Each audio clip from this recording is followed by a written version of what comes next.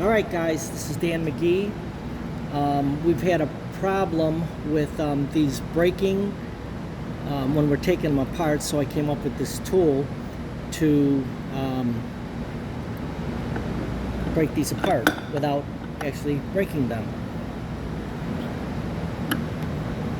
So this is my fourth attempt at building one of these, and this seems like it works pretty good. So I'm using a small battery impact.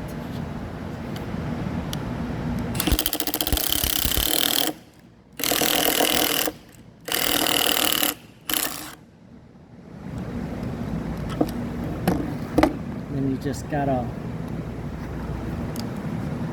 bring it out a little bit.